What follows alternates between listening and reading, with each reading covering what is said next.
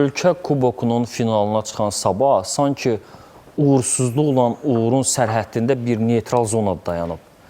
Əgər kuboku qazansalar, bu onların klub tarixində bir ilk olacaq, uğurlu mövsüm, Avropa Liqasına vəsiqə qazanacaqlar, kuboku muzeylərinə aparacaqlar və mövsümdə təbii ki, hər şey Sabah rəhbərliyində qane etmiş olacaq. Bu məsələnin bir tərəfi.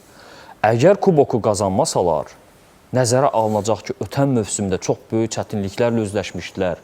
Yalnız son turda Avrokuboklara vəsiqə qazanmışdılar və bu mövsüm Avrokuboklara vəsiqə qazanmayaraq həm uğursuz bir dönəm yaşayacaqlar, həm artıq Berezovskinin təyinatı özünü doğrultmamış olacaq və iki mövsümü belə birləşdirib çox yaxşı olmayan bir dönəm hesab edəcəklər.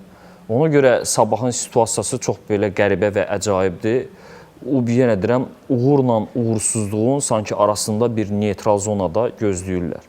Belə də demək olacaq Sabah haqqında, elə də demək olacaq, sonunu gözləmək lazımdır.